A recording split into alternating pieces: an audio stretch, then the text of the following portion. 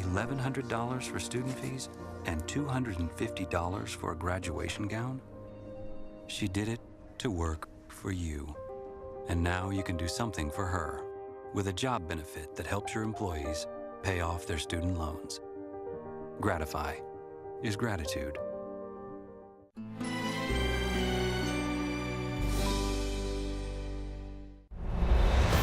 From the dawn of time to the birth of the modern, a new series for a new age. Art tells us something about the creative power of the human imagination. Tonight at 7 on Arizona PBS. Explore new ideas and new worlds here on Arizona PBS, a community service of Arizona State University.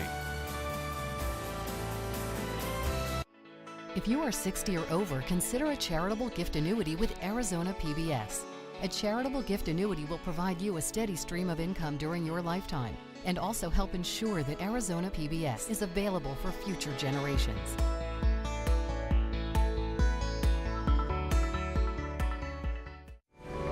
Coming up next on Arizona PBS, Life and World. Michael Crow here, President of Arizona State University. I just want to say thank you to all of our PBS viewers. You all are taking the time to keep yourself up to date. You're taking the time to keep yourself active in learning. You're using the network and the university as a learning platform to advance your family. I think that's the way that everything's going to be moving in the future, and so we're really excited, and I just want to say thank you for watching Arizona PBS. Coming soon to Arizona PBS.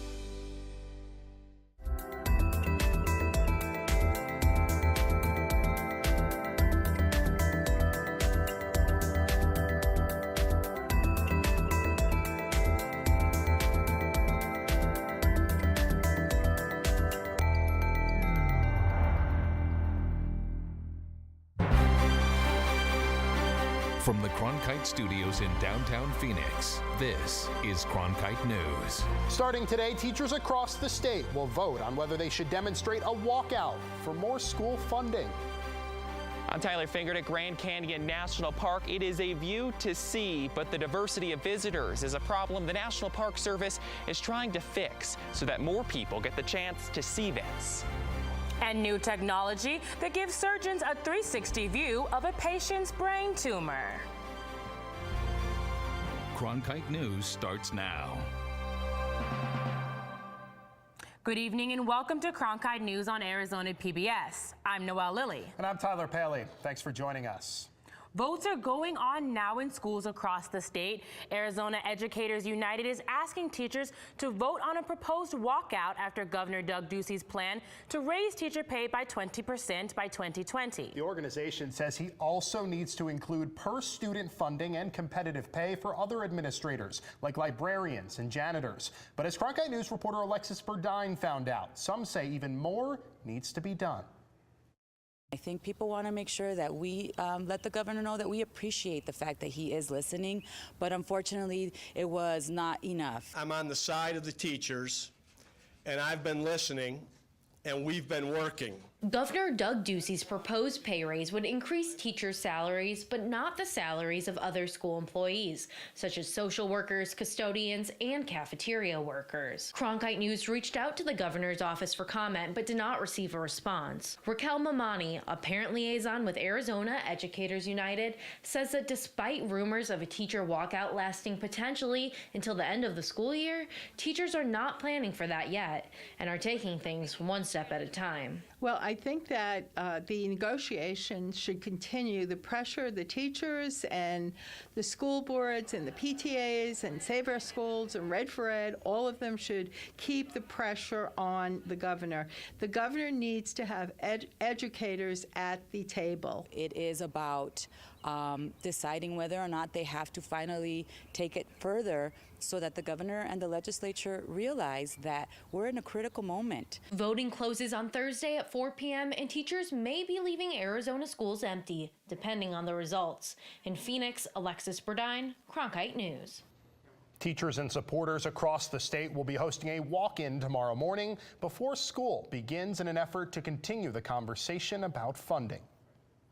Today is the last day to file your taxes. Several post office locations in the Phoenix metro area are extending their hours to help taxpayers meet today's deadline. Full services will be available until 10 p.m. at the main post office located on East Van Buren Street. 18 U.S. Postal Service locations across the Phoenix area are extending their hours to 6 p.m. Tax forms will not be on hand. Last week, the National Park Service made good on their plan to raise fees at national parks. The increase will affect every park that charges a fee and will cost people an extra $5 to get into places like the Grand Canyon. The money raised from the $5 increase will help pay for the more than $11 billion in infrastructure and repairs needed at parks across the country. And while the increase in fees will help fix the backlog of repairs and maintenance, there's concern that there'll be a cost beyond visitors paying more. Cronkite News reporter Tyler Fingert is in our broadcast center. Tyler, what has people worried?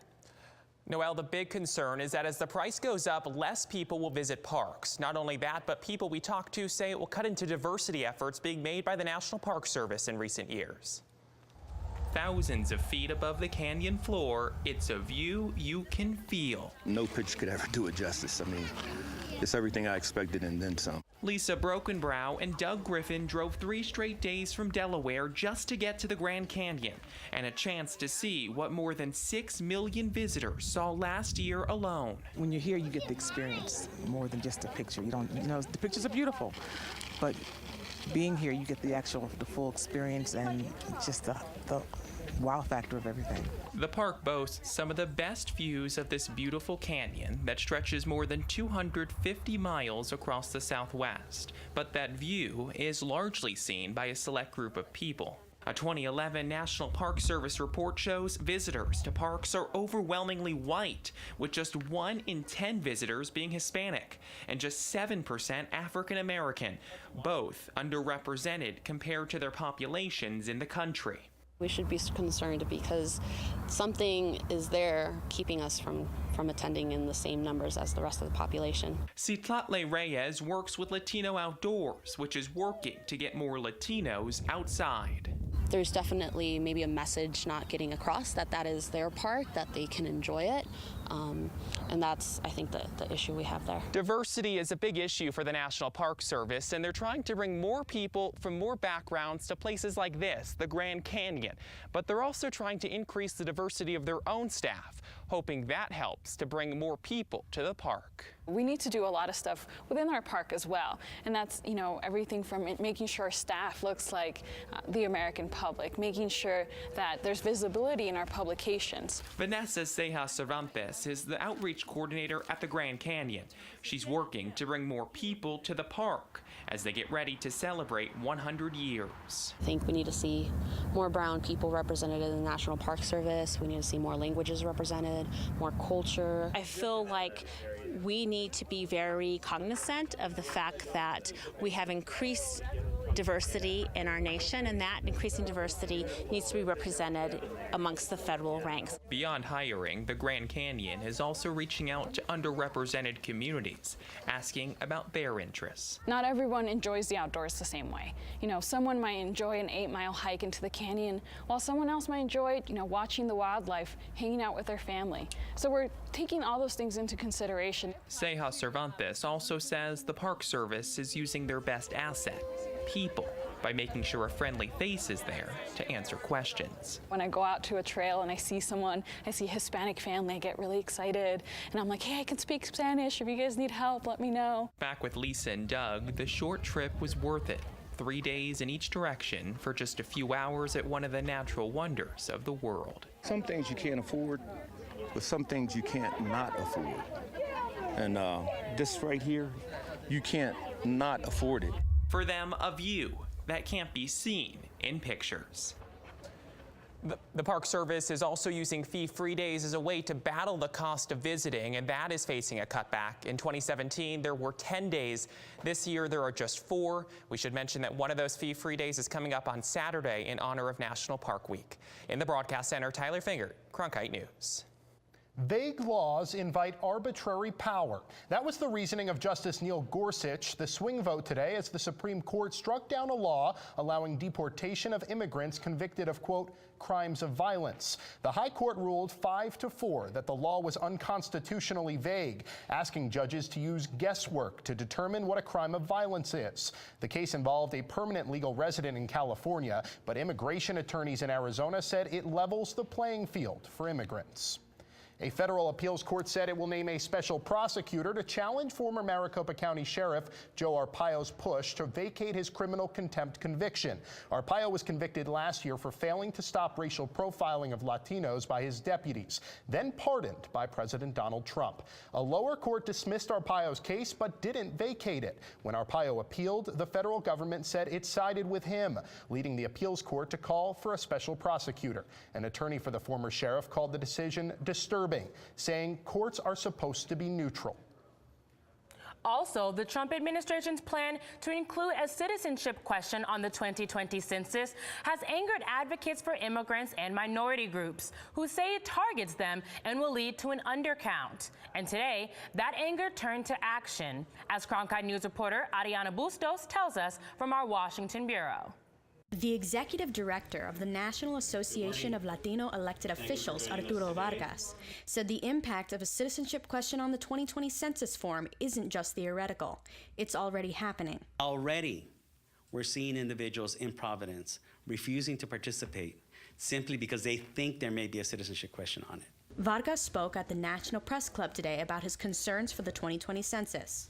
A trial run without the citizenship question is being conducted by the Census Bureau right now in Providence, Rhode Island.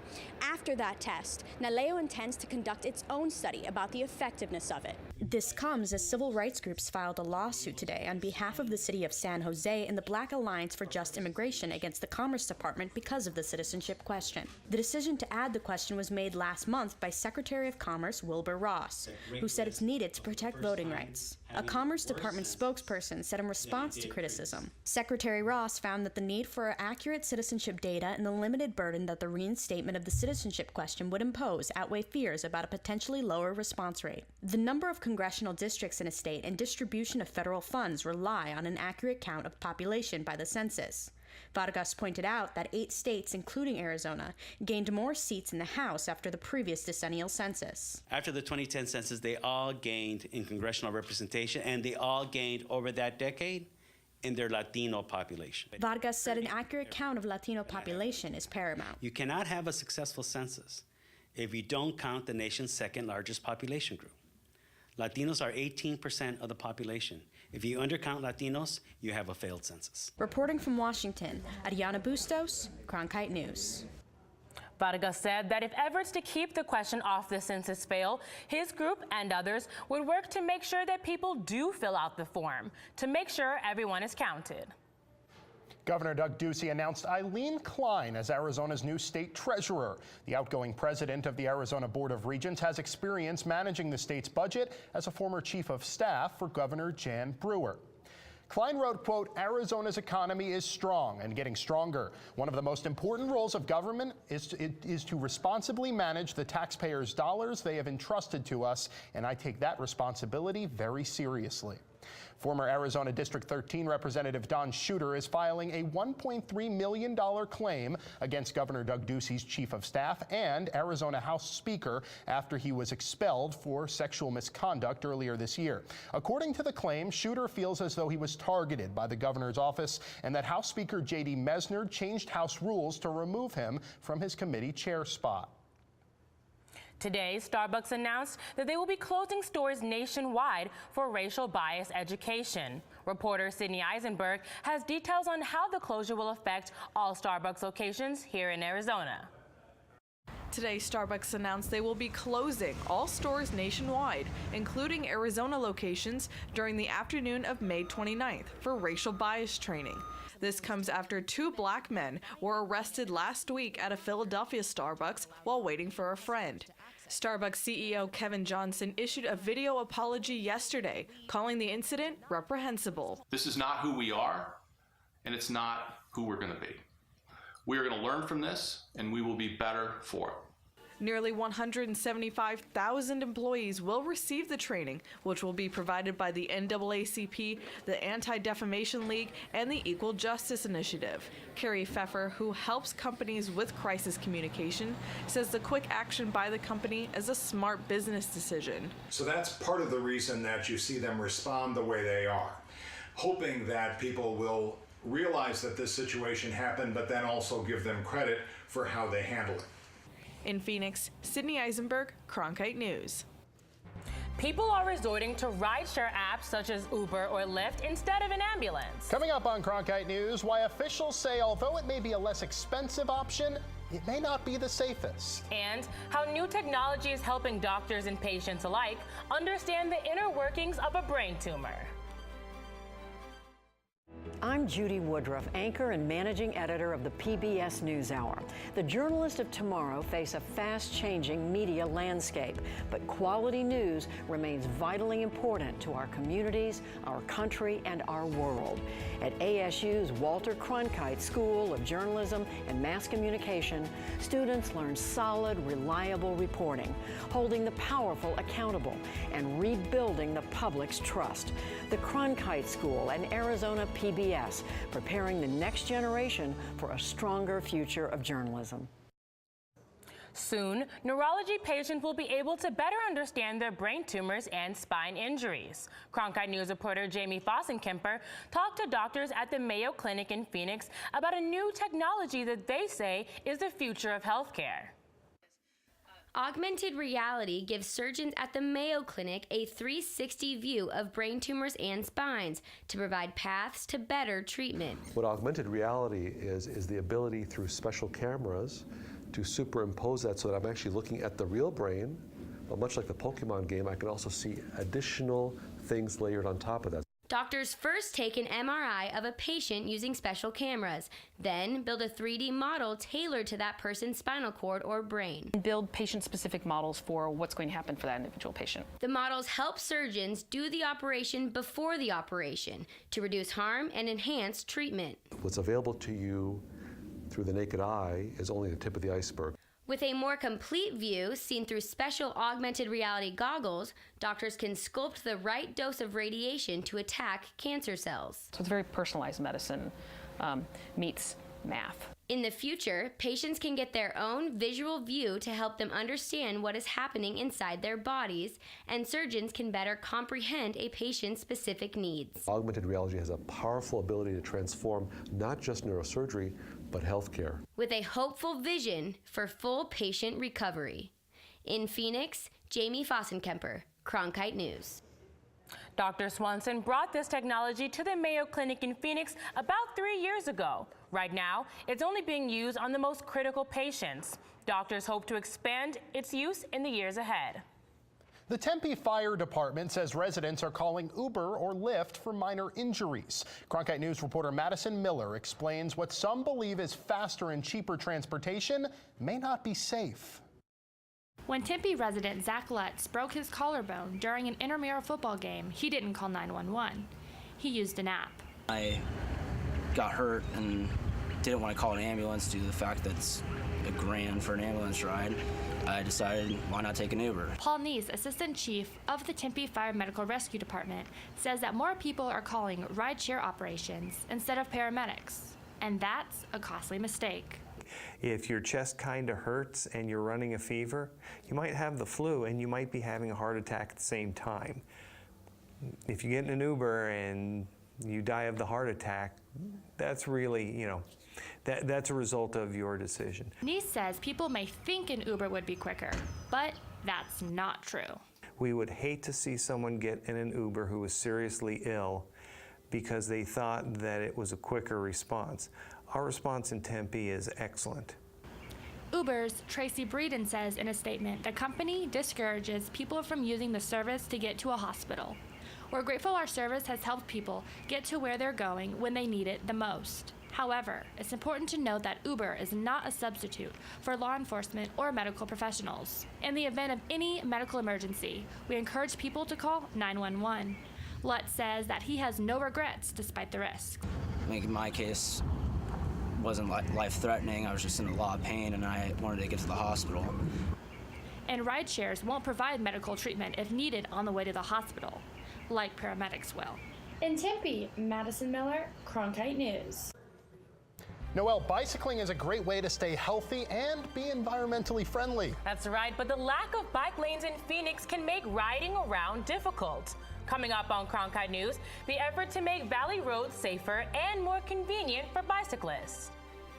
And those windy days and fire warnings are coming back. I'll tell you what days next. I'm Ted Simons, host and managing editor of Arizona Horizon. Join us each weekday at 5:30 and 10 as we bring you the top newsmakers who impact the state. We cover the stories in depth that shape and affect our local communities, and we take the time to ensure that all voices are equally heard. For more than 30 years, Arizona Horizon has been your voice and your source for what matters most, right here on Arizona PBS. I'm Matt Berry, ESPN Sports Center anchor and graduate of ASU's Walter Cronkite School of Journalism and Mass Communication. With its bachelor's and master's degrees in sports journalism, the Cronkite School is preparing the next generation of sports journalists to tell stories that matter, stories that excite, inspire, and inform. Cronkite immerses students in covering sports at all levels in one of the country's top sports markets. It's this hands-on experience under the guidance of award-winning sports media veterans that shape the top journalists of tomorrow. April is Valley Bike Month, and although residents are encouraged to take the environmentally friendly route to work, the lanes that take them there may be lacking. Cronkite News reporter Megan Meyer looks into a program focused on bringing more riders to the streets while also speaking to a local bike commuter about his experience. The way that I get to and from work every day is with my bicycle. Chuck Emmert says he's proud to be a part of the 1% of Phoenix residents that bike to work. There's a couple different reasons why I chose bicycling over other forms of transportation. Number one is just the physical benefits. Number two, I feel like I'm helping the environment, and also a lot less expense too. If bicycling provides so many benefits, then why aren't more people doing it? The main reason may have something to do with the lack of safety in some parts of Phoenix, which is why city officials say they're trying to make the streets easier to navigate for riders. There are a number of areas in town where you have a bike lane and then it just ends. It doesn't connect to a different area. So we will be able to fill in some of those gaps. In some areas we are removing traffic lanes to install bike lanes. In some areas we are widening sidewalks. The absence of proper bike lanes here on South 3rd Street in downtown Phoenix make it a top focus area for the Mobility Project program. And although plans are set to bring new infrastructure here by 2050, right now bicyclists could be at risk. Right now, the program known as Transportation 2050 plans to bring 1,080 miles of new bike lanes to Phoenix by the year 2050. As these kind of infrastructure improvements go in place, more people will be inclined to ride. They'll feel safer and they'll want to enjoy all the benefits that they can with bicycling. As commuters hop on their bikes supporting Valley Bike Month, which is currently going on, officials with the city of Phoenix say they're encouraging bicyclists to be aware of their surroundings in areas that lack proper bike lanes. In Phoenix, Megan Meyer, Cronkite News. 15% of the funds for street improvements under Transportation 2050 will go towards new bike lanes in Phoenix.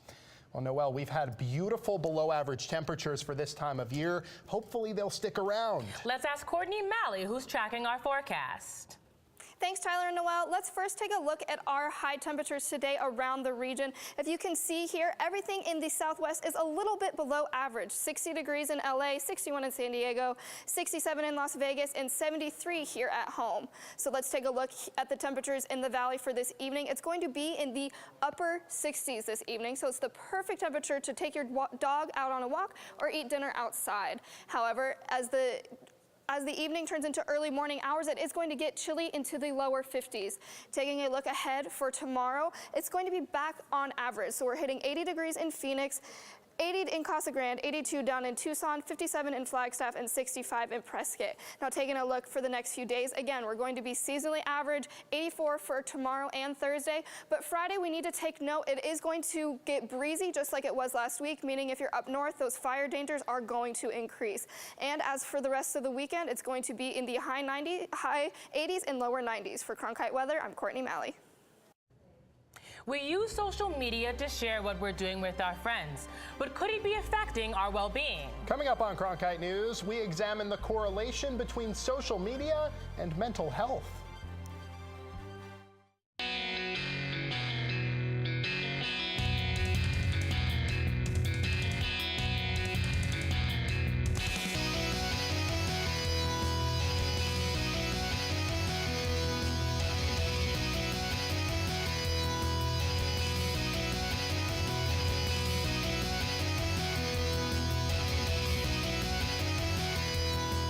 Cronkite News, weeknights at 5 on Arizona PBS.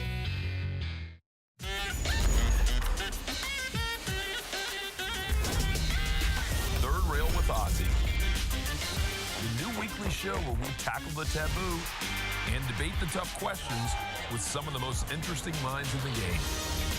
I'm Carlos Watson. Electrifying conversation. Friday, only on PBS.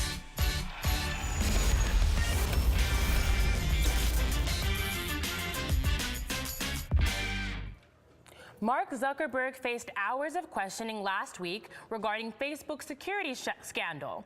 But a topic he seemed to quickly brush off was whether social media is influencing people's well-being. Cronkite News reporter Shelby Lindsay spoke with social media experts on this topic. Our social media platforms are bombarded with perfect images like these, showing perfect, unattainable lives. But what you aren't seeing is the effect mental health experts say comes hand in hand. A researcher at the University of Pittsburgh studies why increased social media use is tied to depression and anxiety. You're looking at other people's sort of, heavily curated posts, their unattainable lives, and everyone is thinking that other people are having an easier time. But the thing about social media is that these are real people. We know those people.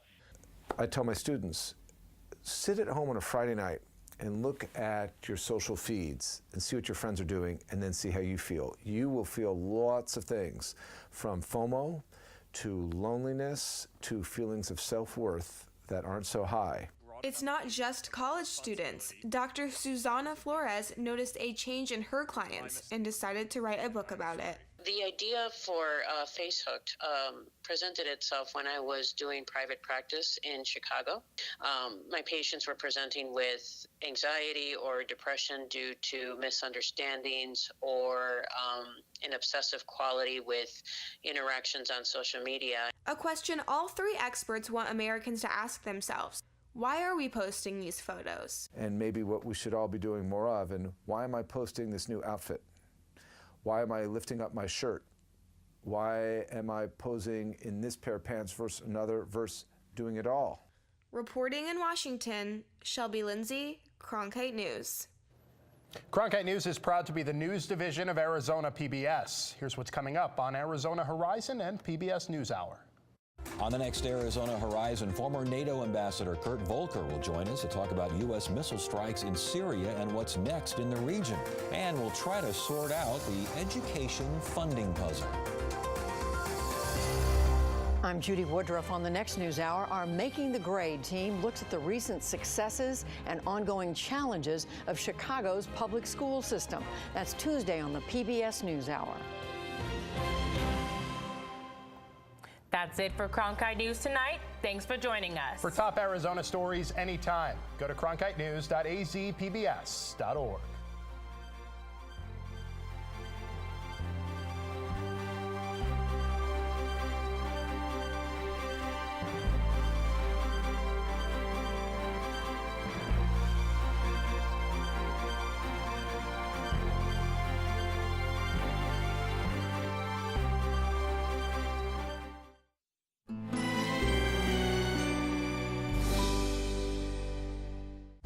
On American Experience, was it an act of honor or revenge for a crime that was never committed? Uncover the truth behind a story of passion, power, and prejudice. The Island Murder on American Experience. Tonight at 8 on Arizona PBS. Explore new ideas and new worlds here on Arizona PBS, a community service of Arizona State University.